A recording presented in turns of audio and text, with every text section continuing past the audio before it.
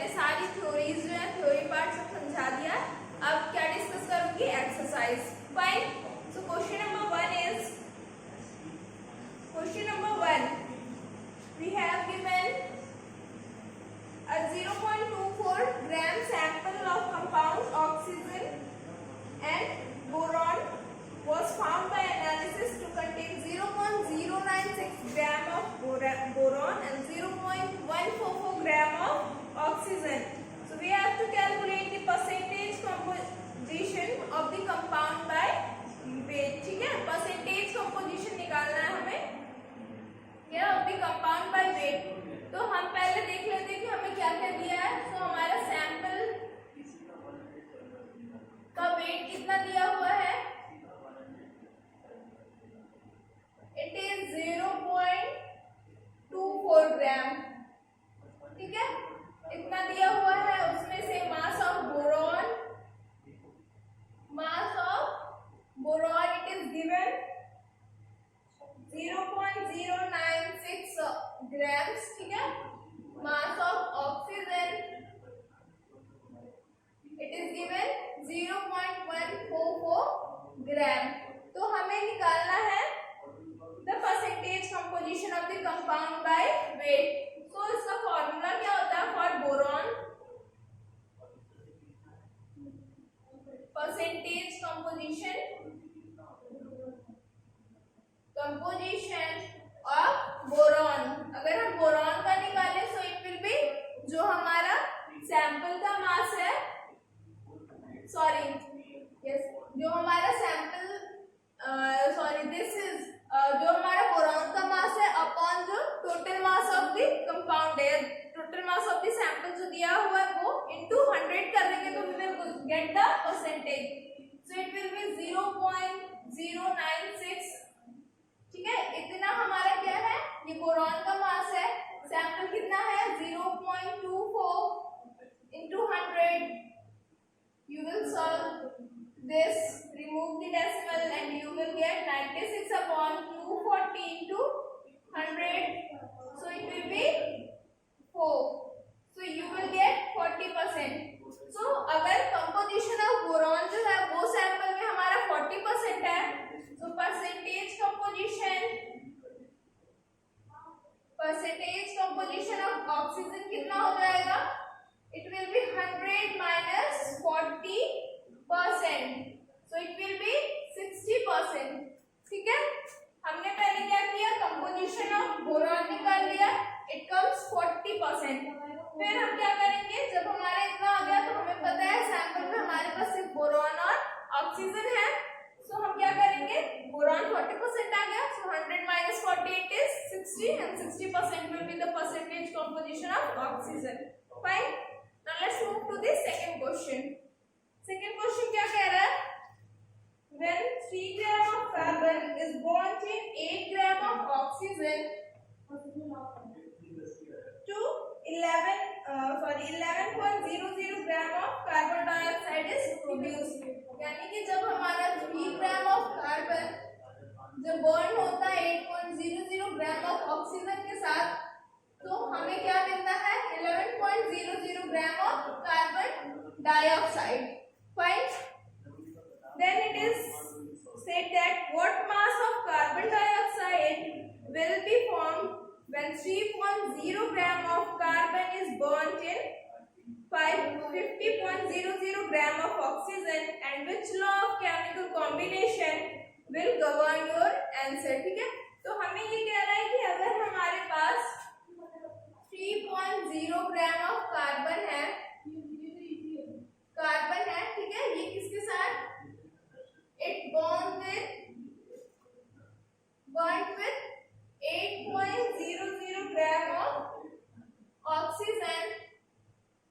ठीक है, ऑक्सीजन, ये हमें रिजल्ट क्या दे रहा है 11.00 ग्राम ऑफ CO2। ठीक है, हमें ये दे रहा है, तो हमें पूछ रहा है कि कितना फॉर्म होगा CO2 जब हम यूज करेंगे 3.0 ग्राम ऑफ कार्बन किसके साथ 50.00 ग्राम ऑफ ऑक्सीजन। ठीक है, ऑक्सीजन का यूज करेंगे, so what we will get the result. तो हमें ये पूछ रहा है कि हमें कितना ग्राम ऑफ CO2 फॉर्म होगा, ठीक है।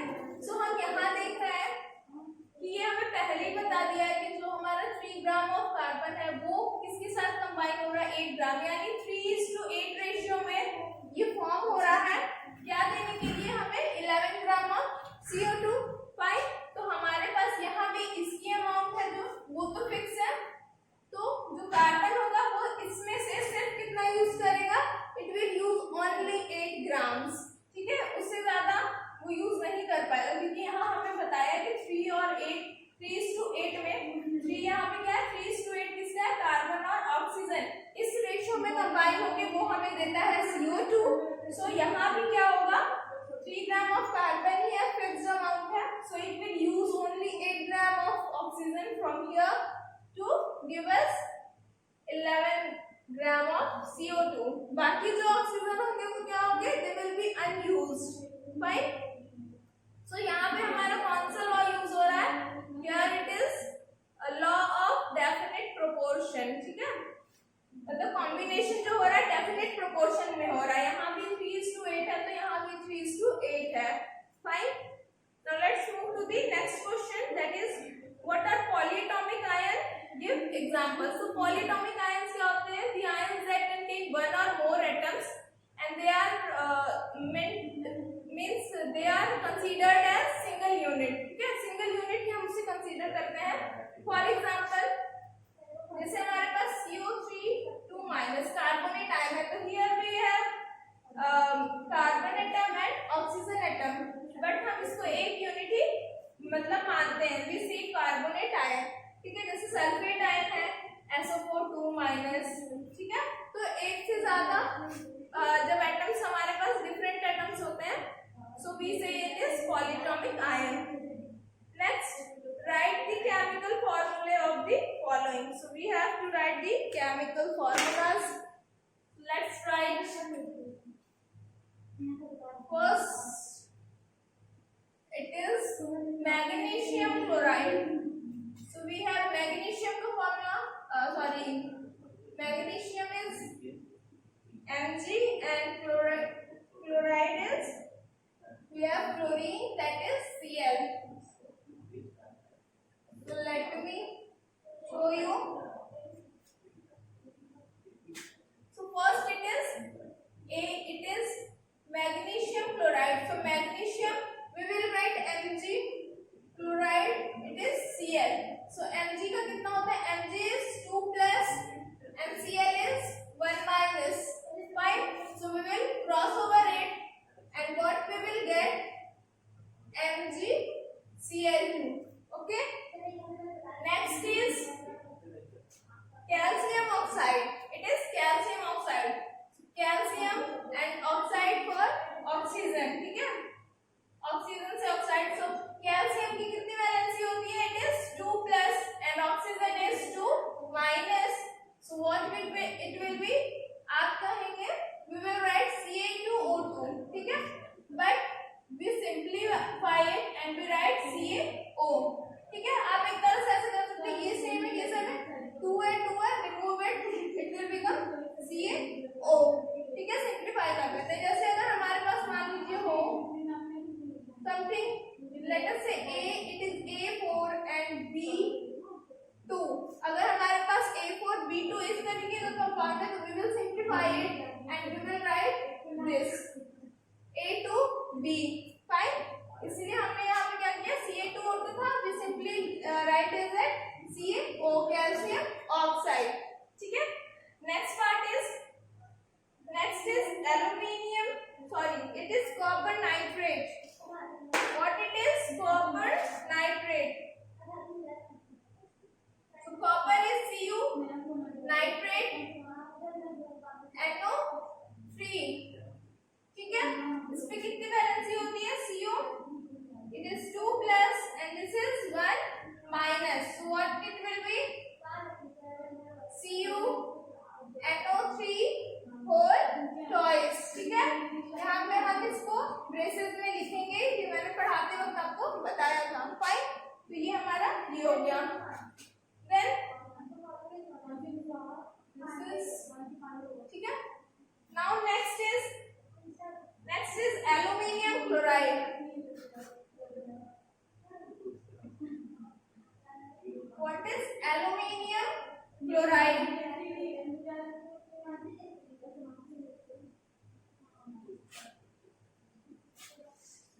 So aluminium is Al and chloride we will write Cl. So aluminium is 3 plus and Cl is 1 plus, so it will be AlCl3. ठीक है. E part is calcium carbonate. Calcium carbonate for it is CO3. ठीक है. So it is 2 plus and it is also 2 plus. Crossover करेंगे सारे case में, so we will get CaCO3 calcium carbonate. यहाँ पे भी 2 है. we will simplify it. जैसे मैंने फर्स्ट उस केस में बताया था, we have it was calcium oxide. ठीक है. तो यहाँ भी 2 है, but we will not write here 2. we will simply write it as CaCO3. Fine. Now let's move to the next question number 5. Here it is give the names of the element present in the following compound. So हमारे पास compound के name भी है and we have to identify कि उसमें कौन-कौन से elements हैं. ठीक है.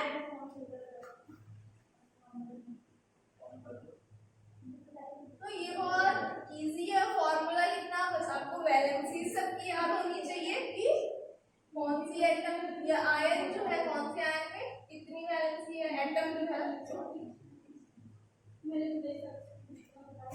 by practicing you will learn. Okay. So we have first is CaO calcium quicklime. It was quicklime, so it is CaO. ठीक है. क्विकलाइन. तो इसमें क्या है, हमारे पास कैल्शियम है और it is oxygen. Next is hydrogen bromide.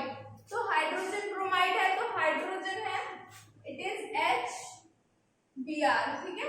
Hydrogen bromide. Then it is baking powder. Baking powder का फॉर्मूला क्या होता है? बेकिंग पाउडर हम किसे कहते हैं? Sodium hydrogen carbonate. तो हमारे पास ये सारे एलिमेंट्स है. Sodium, this is hydrogen, carbon and oxygen. Fine. Next is potassium sulphate. तो potassium is K2, sulphate is this much. ठीक है. तो ये हमारा हो गया K2SO4. ये हमने क्या किया, एलिमेंट्स के नेम लिख दिए. इसमें क्या है हमारे पास? पोटेशियम है, सल्फर है एंड ऑक्सीजन है. ठीक है. Next is calculate the molar mass of the following substance. ठीक है. अब हमें मॉलिक्यूलर मास निकालना है. सो मॉलिक्यूलर मास क्या होता है? The sum of the atomic masses. जो भी हमारे atoms that are present in the molecule, जो भी प्रेजेंट है हमारे मॉलिक्यूल में, जो भी एटम्स हैं उनके सम ऑफ मासेस को क्या कहेंगे? Molecular mass. So first is given ethyne. ठीक है. It is C2H2. तो C2H2 मैं आपको बता दी, we represent it as this. ठीक है. ये आप आगे फर्दर क्लास में आप पढ़ेंगे. ठीक है. So we have C2H2. तो इसका मॉलिक्यूलर मास क्या हो जाएगा? इट विल बी C का कितना होता है molecular mass? It is 12 into 2. 2 क्यों करेंगे? हमारे पास 2 कार्बन एटम है. ठीक है. Then we will add the mass of hydrogen. Hydrogen का कितना होता है? It is 1 into 2. So it comes 12 into 2, 24 plus 2, it is 26U. Fine. ये हमारा हो गया molecular mass of ethyne. Next B. B is hydrogen bromide. तो formula क्या होगा हाइड्रोजन ब्रोमाइड का? अभी मैंने पिछले क्वेश्चन में बताया, it is H. So sorry, it is not hydrogen bromide, it is sulphur molecule.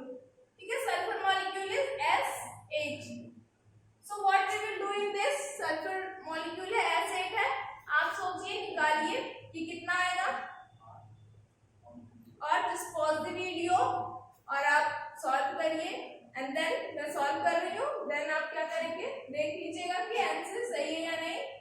So acid का क्या होगा मैं बताती हूँ। वी हैव मॉलिक्यूलर मास हमारा क्या हो जाएगा, sulphur is 32 into 8, it is very simple, so it comes 256, ठीक है, सिंपल है। C is फॉस्फोरस मॉलिक्यूल, ठीक है, फॉस्फोरस मॉलिक्यूल बोल रहा इट इज P4, उसमें आपको पता भी है P4 और फॉस्फोरस का मॉलिक्यूलर मास आपको गिवन है, ये तो आप तुरंत निकाल सकते हैं। इट इज 31 गिवन भी है, 4 है atoms, 4 you will multiply it, so you will gate 124। Fine, unit हमेशा मेंशन कर दें। Next is this hydrochloric acid HCl, या दिस ट्राई, आप ट्राई करें क्या होगा। ओके, मैं भी सॉल्व करती हूँ। HCl का क्या हो जाएगा, H is 1, then plus this is chlorine, chlorine का कितना होता है जल्दी बताएं, it is 35.5, so what it will be 36.5. E is nitric acid HNO3, so here we have 3 atoms, hydrogen, hydrogen का मास कितना होगा atomic mass, it is 1, nitrogen it is 14 plus oxygen it is 3 into 16, ठीक है, so it is 1 plus 14, it is 15 plus this is 48 and what it comes 63, ठीक है, fine, it is 63, so you can see कि कितना ही simple है, मतलब जो भी है बस आपको मॉलिक्यूलर मास याद होने चाहिए, उसमें कितने नंबर ऑफ एटम्स है आप उसे क्या करेंगे उसे मल्टीप्लाई कर देंगे and you will calculate the molecular masses, ठीक है। Now we will move to our next question, let's see क्या बोल रहा है। सारे क्वेश्चंस काफी आसान है, ठीक है, बस आपको इसमें क्या है एटॉमिक मासेस याद होने चाहिए, मिनिमम आप 20 तक याद रखें सबके जो भी एलिमेंट्स हैं, तो आपको काफी आसानी होगी, ठीक है, 20 तक तो याद ही होना चाहिए। So next is what is the name of what is the mass of 1 mole of nitrogen atom. तो मास कितना होता है नाइट्रोजन एटम का, it is 14U, so you will change this to gram and it will be 14 grams, ठीक है, simply हमें बस उसे क्या करना है ग्राम्स में बता देना है and that will be the mass. Next is B is 4 moles of aluminium atom, तो 1 मोल ऑफ एल्यूमिनियम एटम का कितना होगा, 1 मोल ऑफ एल्यूमिनियम एटम का कितना होगा, it is given you, it is 27, ठीक है, 27 grams, ठीक है, तो हमें 4 मोल्स का निकालना है, so it will be 27 into 4 simply, ठीक है। Next is 10 moles of sodium sulfide, sodium sulfide is Na2SO3, Na2SO3, so first we will calculate, इसका हम क्या कैलकुलेट करेंगे मोलर मास कैलकुलेट कर लेंगे and that will be the 1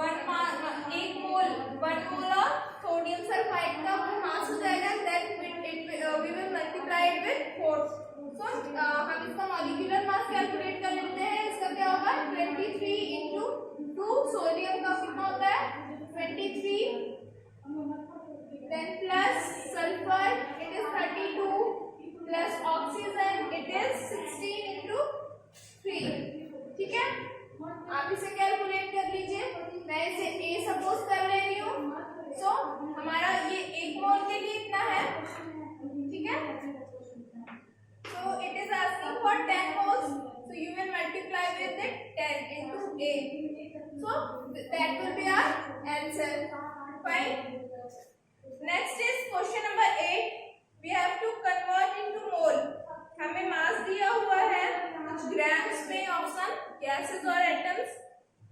molecules हैं and we have to convert it into moles. Fine. So let's solve the question.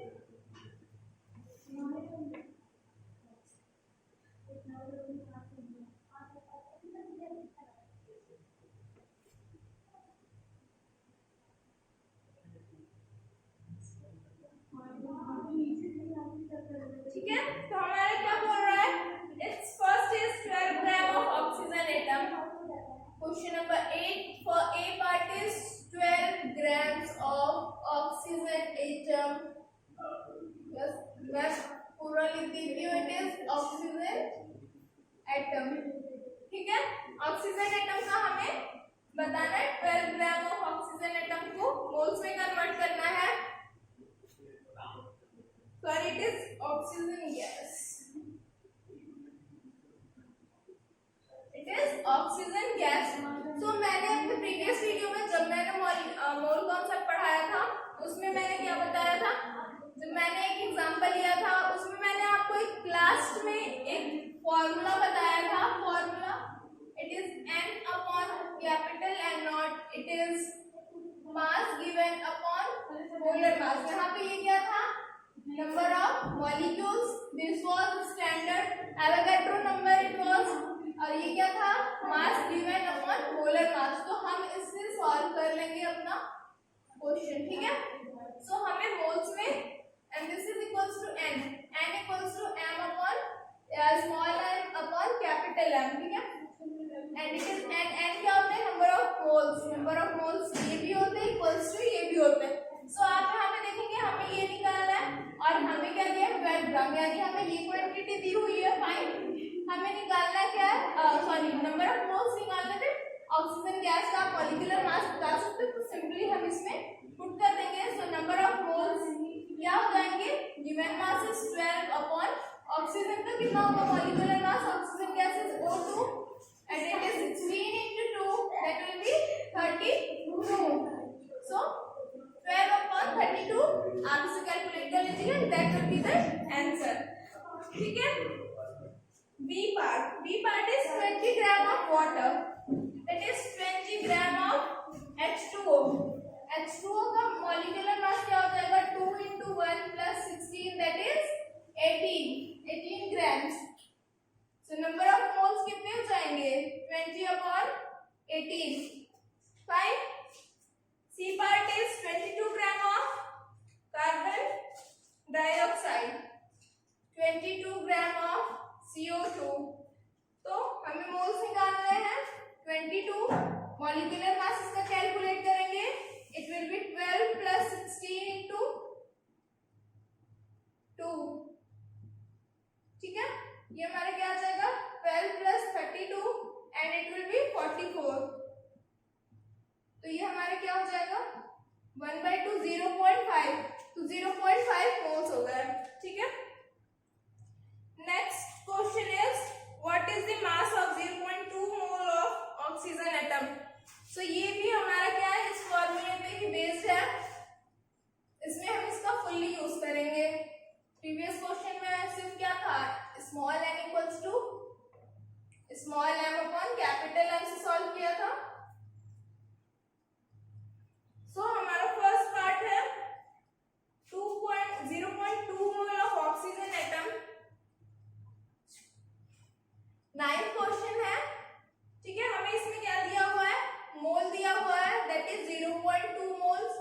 जब भी आप कोई क्वेश्चन सॉल्व करें तो फर्स्टली जो भी उसमें दिया हुआ आपको गिवन, आप उसे मेंशन कर लें कि क्या क्या दिया. तो आप सिंपली देख सकते हैं कि किस फॉर्मूले में रख के आप निकाल सकते हैं. सो 0.2 मोल ऑफ ऑक्सीजन एटम है. ठीक है, तो ऑक्सीजन का मोलर मास होता है 16.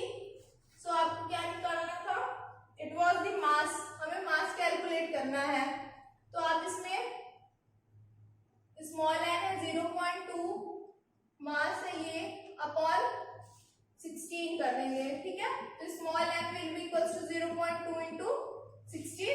So this will be your answer.